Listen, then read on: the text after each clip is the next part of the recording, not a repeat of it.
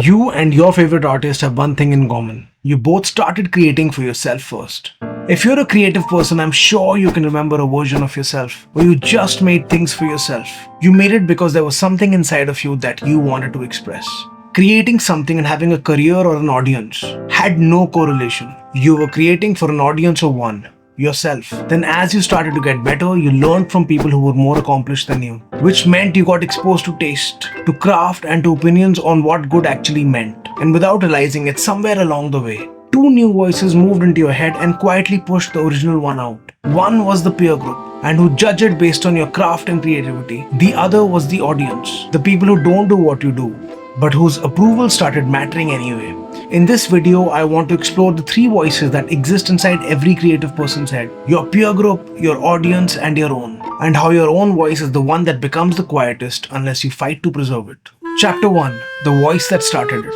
If any of us look back at the first thing we ever made, and you can look across art forms for this, whether it be a song, a piece of writing, a painting, or a poem, it was done purely for the act of creating. It was not made with any purpose attached to it. You were just responding to a feeling you had and letting it become something, good or bad, whether it'll be liked by other people. And what other people will think of you were the farthest things from your mind. This is the inner voice that you possess, which exists in that moment of creation, before anyone has told you what creating things is supposed to look and sound like. This pure inner creative instinct is the actual engine of any creative life. It is the literal thing that makes a creative person creative in the first place. But this inner voice, unfortunately, is much more fragile than anyone tells you. The second it starts getting paid attention to by the outside world, it starts to switch off. And there is a study from 1973 which shows you exactly that. In 1973, three psychologists named Lepper, Greene and Nisbett ran a now famous study with kids who already love drawing. They split them into three groups. One group was told they would get a reward for drawing. One group got an unexpected reward. The third got nothing at all.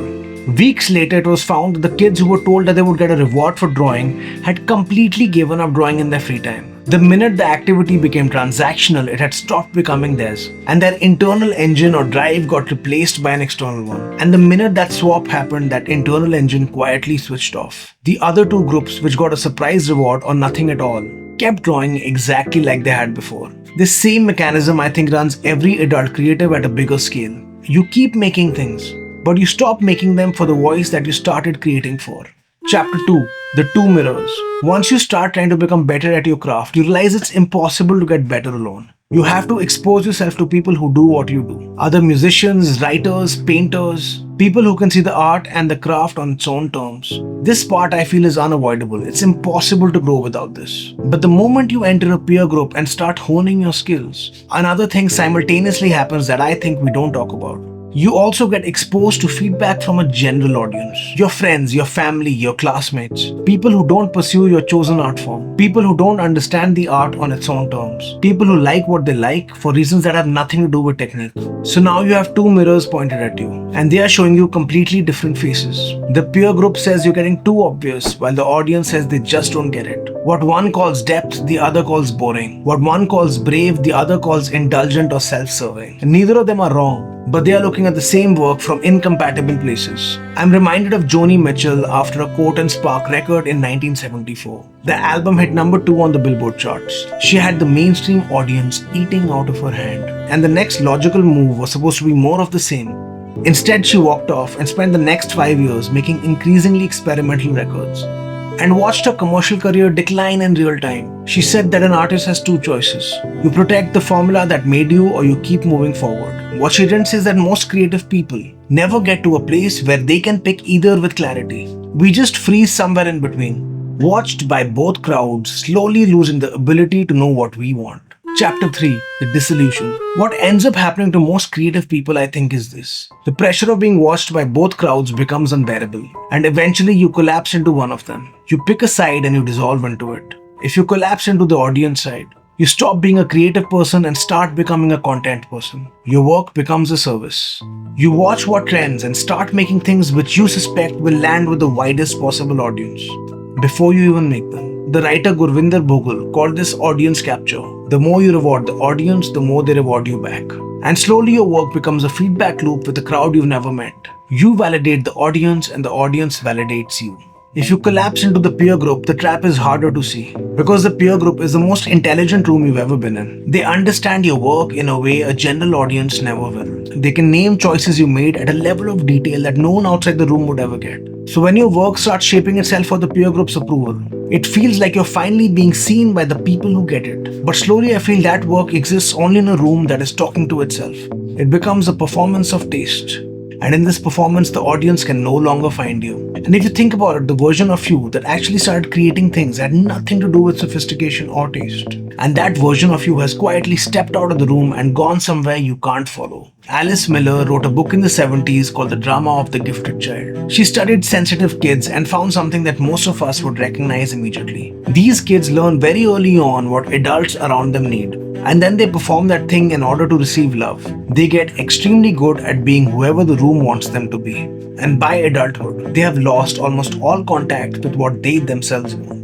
If that sounds like the story of your creative life, it's because most of us are just repeating that childhood pattern with our audience and our peers. Chapter 4. The Voice of Your Inner Child. Mirrors, while being necessary for you to get better, are not you. And the mistake I think a lot of us make is that we confuse our reflection for ourselves. Just like Narcissus fell in love with his reflection, we start believing that our reflection is us, while getting more and more distant from the reason why we started creating in the first place. The only way I feel you can truly make work which fulfills you is by going backwards through your own timeline until you find the version of you that existed before either the audience or the peer group existed. No peers, no audience, just you. Stuart Brown founded the National Institute of Play after decades of research into why kids and animals play. What he kept finding was the same thing every time. Real play is voluntary. It has no goal outside of itself. And it is the activity where the self disappears and the doing takes over. He says that play is a biological necessity for being a healthy human being. And most of us just stop playing somewhere along the way. That child version of you who made things without an audience was in a state of pure play. There was no peer group who was pressurizing you to make things a certain way, and no audience you felt you had to appease. Just the absolute pure action of doing what excites you. Reconnecting with that version of yourself is the only diagnostic tool I feel we have left. When the work feels like that, when it is exciting, I think it's yours. When it doesn't, it belongs to one of those two systems, the audience or the peer group. And you have been doing their work for them, not for yourself. The question here then becomes, why did we choose to be a creative person? For others, or for following that inner voice that we have now slowly drowned out? The final skill of a creative life, I think, is not learning to pick the better crowd to collapse into. It is learning to walk past both of them and reconnecting with the version of yourself that started creating in the first place. If you stayed for so long, thank you so much for watching, and please let me know in a comment when was the last time you made something solely for yourself. If my work speaks to you, please click join below and become a member. It really helps me to keep creating these videos. As a musician myself, here's a song that I made recently that I'm really proud of and I would love for you to hear. And if you prefer more of these talking head style of essays, here's a video I think you might really like. If you liked or felt anything, please leave a comment. I would love to connect with you.